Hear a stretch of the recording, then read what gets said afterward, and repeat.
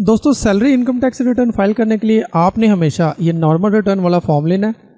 इसके बाद इस सैलरी के हेड में आपने अपनी सैलरी बतानी है विद ऑल अलाउंसेस। नेक्स्ट आपने अपने टैक्सेस बताने हैं जो कट हुए हैं, उसके लिए आपने जाना है ये एडजस्टेबल टैक्सेस पे और यहाँ पे आपने अपने रेलिवेंट तमाम एनुअल टैक्सेस को डिक्लेयर करना है और फिर अपनी एक्सपेंसेस एंड एसेट्स की डिटेल जो बना कर रखी होगी आपने पूरे साल की, उसको वेल्थ स्टेटमेंट में यहाँ पे आपने डिक्लेयर करना है। और इसके बाद जब आप इसको अच्छे से रिकंसाइल कर लेंगे तब आप अपने रिटर्न को सबमिट कर सकते हैं।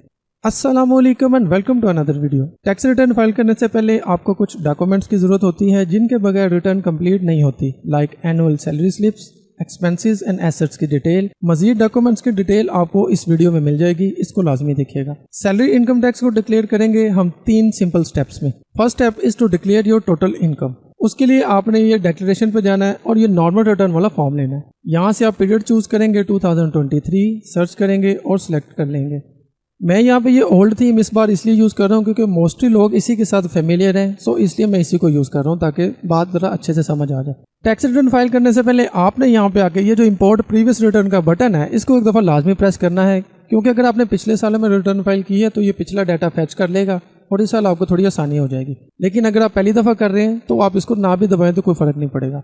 सैलरी इनकम डिक्लेयर करने से पहले आपने अपने अकाउंट ऑफिस से एनुअल सैलरी स्लिप लेनी है जिसमें आपका एनुअल टैक्स भी मैंशन होगा। अगर आप अकाउंट ऑफिस तक एक्सेस हासिल नहीं कर सकते तो आपकी ईमेल पर जो हर माह आपको एक सैलरी स्लिप आती है उसमें से आपने ग्रॉस वैल्यू को जमा कर लेना है तमाम 12 माह की, फ्रॉम जुलाई 2022 टू जून 2023, और साथ में आपका जितना टैक्स होगा उसको भी आपने साथ में जमा कर लेना है। जमा कर लेने के बाद आपकी जो इनकम होगी उसको आपने यहाँ पर डिक्लेयर करना है। मिसाल के तौर पर यह है 8 लाख, और अगर इसके अलावा आपको कोई बोनस मिला हुआ है, कोई एडिशनल पे मिली हुई है तो उसको आप यहाँ पे नीचे डिक्लेयर कर देंगे। मिसाल के तौर पर 20,000 में ये भी लिख देता हूँ और यहाँ से हम इसको करेंगे कैलकुलेट। तो इस तरह से आपने अपनी पे और वेजेस को यहाँ पे डिक्लेयर कर देना है। दोस्तों इनकम टैक्स रिटर्न को डिटेल से समझने के लिए एक कॉम्प्रिहेंसिव कोर्स आप अवेल कर सकते हो जिसमें टैक्स रिटर्न की तमाम कैटेगरीज की छोटी से छोटी डिटेल भी डिस्कस की गई है। कोर्स का लिंक वीडियो के डिस्क्रिप्शन में मौजूद है, लाजमी चेक कीजिएगा। अपनी इनकम को डिक्लेयर करने के बाद अब आपने एक दफ़ा जाना होता है कंप्यूटेशन पे ये देखने के लिए कि आपको टैक्स कितना एप्लीकेबल है। उसके लिए आप जाएंगे ये टैक्स चार्जेबल और नीचे ये कंप्यूटेशन पे। यहाँ पे देखें तो आपके सामने 5,500 रुपया मैंशनड है। ये है वो टैक्स जो टैक्स चार्जेबल है, यानी जो आपने गवर्नमेंट को पे करना है। थोड़ा नीचे है तो यहाँ पे देखें तो ये आपको एडमिटेड इनकम टैक्स के सामने नजर आ रहा होगा, यानी ये आपने गवर्नमेंट को पे करना है, लेकिन आप तो अपनी सैलरी में से इसको पे कर चुके होते हैं। अब इसको एडजस्ट किस तरह से करेंगे उसके लिए है ये second step, which is declare your adjustable taxes. तो हमने चलना है वापस एडजस्टेबल टैक्सेस पे। यहाँ पे आके देखें तो सबसे पहले हेड है यहाँ पे salary for employees under section 149। इसमें आपकी जितनी भी आपके टैक्स बना था उसको आपने यहाँ पे डिक्लेयर कर देना है। हमारे केस में बना था ये 5500, हमने यहाँ पे डिक्लेयर किया और यहाँ पे ऊपर कैलकुलेट कर दिया। अमूमन इस तरह से होता है कि आपकी जितनी सैलरी होती है उसके अगेंस्ट जो टैक्स होता है वो आपकी सैलरी पे स्लिप पे ऑलरेडी मेंशन्ड होता है, तो आपने सिंपल वही वैल्यू यहाँ पे लिख देनी है तो आपका वो एडजस्ट हो जाएगा। इसके बाद यहाँ पे नीचे देखिए तो ये है यहाँ पे ये रेगुलर टैक्सेस जो हम डेली रूटीन में पे करते रहते हैं, like cash withdraw from bank या बैंकिंग ट्रांजेक्शन्स, आपके डोमेस्टिक इलेक्ट्रिसिटी के बिल्स वगैरह, टेलीफोन पीटीसीएल वगैरह, या आपके मोबाइल के बिल्स, इस पर आपने कितना विद होल्डिंग टैक्स दिया हुआ है। टेलीफोन आपके और आपके मोबाइल के जो विद होल्डिंग टैक्सेस हैं वो किस तरह से आप हासिल करेंगे उसके लिए वीडियोस भी अपडेटेड आ जाएंगी, वो भी आप लाजमी देखिएगा। फिलहाल मैं आपको सिर्फ एक यहाँ पे करके बता रहा हूँ। जैसे ये सेलफोन का है तो आपने इसको इस तरह डिक्लेयर करना है। ये प्लस वाला आइकन दबाएंगे, यहाँ आपने ऊपर नंबर लिखना है, नीचे आपने बताना है ये कंपनी कौन सी है। लिखने के बाद आपने यहाँ पे इस सेक्शन में टोटल बिल लिखेंगे जितना भी होगा, और यहाँ पे आप इसका टोटल जो आपका टैक्स कटा है उसके अगेंस्ट वो लिखेंगे, और ये आप देखेंगे आप अपने उस टैक्स सर्टिफिकेट से जो आपकी कंपनी आपको देती है। इसी तरह से ये electricity bill for domestic consumer पे क्या रेट चलता है इसके लिए मैंने ये आपको ये स्क्रीनशॉट दिया है, इसको देखें। इसमें आपको अंदाज़ा हो जाएगा कि कितने बिल के ऊपर कितना टैक्स डिडक्ट होता है। नीचे अगर आपने इस साल में कुछ सेल परचेज की हुई है प्रॉपर्टी की, तो परचेज की है तो ये 236K में आप डिफाइन करोगे उसका टोटल टैक्स, और अगर आपने सेल की हुई है तो ये 236 में आप इसके बारे में बताएंगे। ये सब कुछ बताने के बाद आपने ऊपर से एक दफ़ा कैलकुलेट दबाना है ताकि आपका ये सब कुछ कंप्यूट हो जाए। नेक्स्ट आपने जाना है कंप्यूटेशन पे देखने के लिए कि आप यहाँ पे टैक्स की क्या सूरत हाल है। तो नीचे देखें तो विद होल्डिंग टैक्स में आपका 7700 आ रहा है और नीचे रिफंडेबल में 2200 आ रहा है।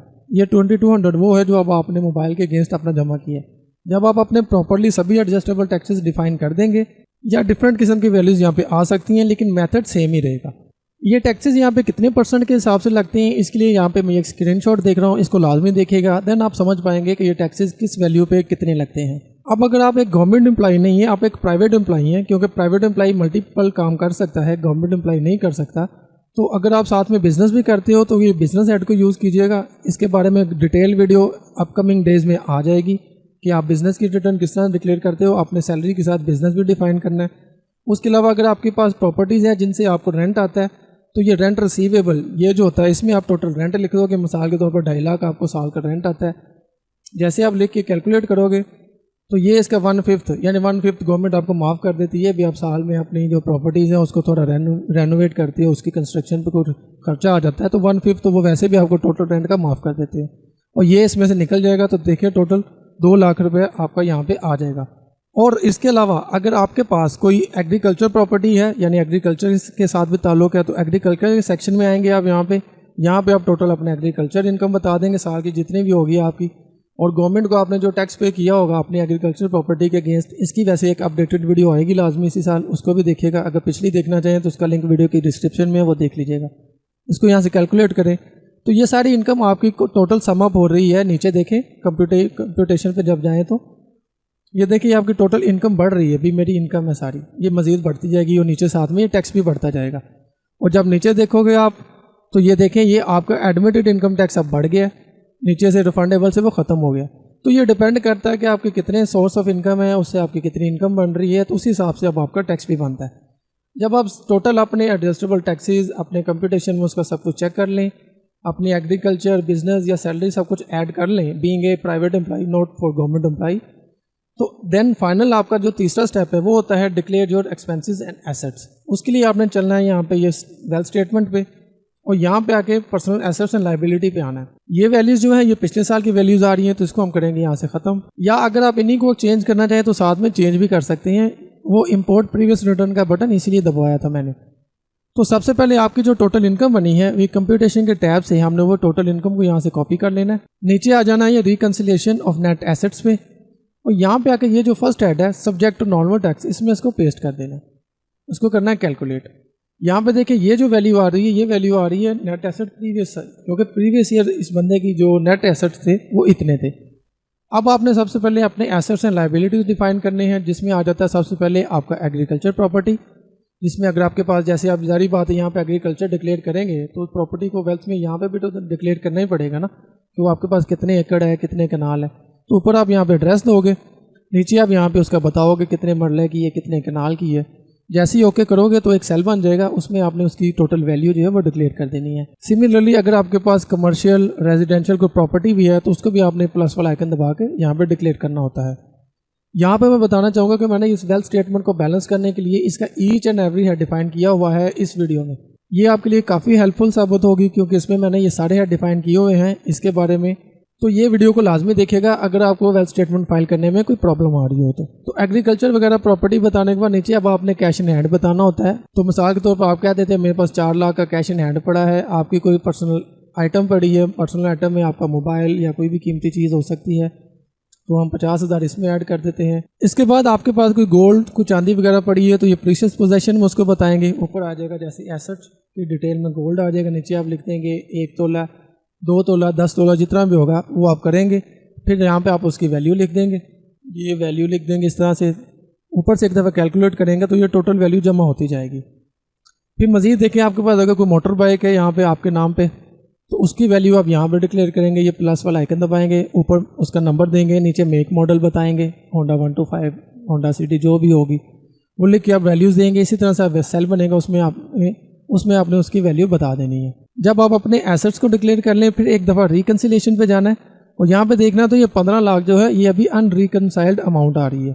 देन आपने अपने एक्सपेंसेस डिक्लेयर करने हैं, मैक्सिमम जितने भी आपके एक साल में होंगे। वैसे तो आपने ये सभी डिक्लेयर करने होते हैं हर सूरत, और ये मैंने डिफ़ाइन किए भी हुए हैं कई दफ़ा से, इसलिए बहुत ईजी है। यानी रेंट है आपके पूरे साल का, पूरे साल की ट्रैवलिंग है, अगर आपके पास गाड़ी वगैरह है तो उसकी व्हीकल मेंटेनेंस पे कितना खर्चा आता है, फिर आपके टेलीफोन का जो टोटल एक्सपेंस आप वहाँ पे लिखेंगे और जो साथ में उसका विदहोल्डिंग टैक्स लिखेंगे, तो वही टोटल अमाउंट आपने यहाँ पे भी लिख देनी है। फिर आपके एक साल के मेडिकल का खर्चा, आपकी एजुकेशनल पे कितना खर्चा है वो सब, मैं यहाँ पे एक टोटल लमसम अमाउंट लिख देता हूँ 10 लाख, और यहाँ पे आपने रियल वैल्यूज देनी है ताकि कोई भी अब हम बाकी ना रहे। ऊपर से आपने कैलकुलेट करना है और यहाँ पे चलना है आपने रिकंसिलिएट नेट एसेट्स पे। नीचे देखें तो 10 लाख कम हो गया और 5 लाख बाकी रह गया। ये यहाँ पे इसलिए आ रहा है क्योंकि मैं यहाँ पे एक डेमो फिगर्स दे रहा हूँ आपको समझाने के लिए। जब आप अपनी प्रॉपर कैलकुलेशंस करेंगे और ख़ास करके अगर आप मेरी वेल्थ स्टेटमेंट देख लेंगे तो समझ पाएंगे आपके एक्सपेंसेस, एसेट्स ये किस तरह से आप डिक्लेयर करते हैं। फाइनली एक बात और बताता चलूँ आपको कि यहाँ पे कुछ लाइबिलिटीज़ भी होती हैं जो अब आपने डिक्लेयर करनी होती हैं। लाइक अगर आपने कोई प्लॉट खरीदा हुआ है तो उसके ऊपर आप सालाना आप जो किस्त पे करते हो उसको डिक्लेयर करने के लिए आपने आना ये प्लस वाले आइकन पे। यहाँ पे आपने NIC नंबर या उसका नाम लिखना उस क्रेडिटर का जिसको आप पे कर रहे हो सालाना। नीचे आप लिखोगे उसकी टाइप, यानी आपने प्लॉट लिया हुआ है या आपने कोई कर्जा लिया हुआ है बैंक से कर्जे की सूरत में आप ऊपर बैंक का नाम लिखोगे, नीचे टोटल अमाउंट लिखोगे आपने कितनी ली है और एक साल में आप कितनी पे कर रहे हो। जैसे मैं यहाँ पे लिख देता हूँ HBL, नीचे लिख देता हूँ होम लोन, ये मैंने लिया है, इसको किया ओके। और इस साल 2022-23 में आपने कितना पे किया है, मैं कह देता हूँ जी मैंने 5 लाख पे कर दिया है, और आप इसको यहाँ पे करेंगे डिक्लेयर। तो इस तरह से आप अपनी लाइबिलिटीज़ भी यहाँ पे वेल्थ स्टेटमेंट में डिक्लेयर करते हैं। जब फाइनली आप अपनी रिकंसिलिएशन कर लें पूरी, उसके बाद अपने इनकम एंड टैक्सेस बता दें, तो फाइनली आपने आना होता है वेरिफिकेशन के टैब पे। यहाँ पे आपने अपनी पिन देनी है, पिन देने के बाद वेरीफाई पिन का बटन दबाना है। तो ये देखें ये सक्सेसफुल हो चुकी है। एक दफ़ा इसको यहाँ से सेव कर लें एंड देन आपने यहाँ से इसको सबमिट कर देना है। जैसे आप सबमिट करोगे तो आप आ जाओगे वापस अपने डैशबोर्ड पे। कुछ अर्से के लिए वो आपकी रिटर्न जो है वो यहाँ पे आउटबॉक्स में रहेगी और देन 5 से 10 मिनट के बाद वो कम्प्लीटली टास्क में शो हो जाएगी। तो ये था तरीका सैलरी टैक्स रिटर्न फाइल करने का। मजीद कोई क्वेश्चन हो तो नीचे कमेंट सेक्शन में पूछ लीजिए, नहीं तो हमारे फेसबुक और इंस्टाग्राम पेजेस पे आके आप हमसे डायरेक्ट बात भी कर सकते हैं। वीडियो पसंद आई तो इसको लाइक शेयर एंड चैनल को सब्सक्राइब लाजमी कीजिएगा। मैं मिलता हूँ आपसे अगली वीडियो के साथ, तब तक के लिए अल्लाह हाफिज़।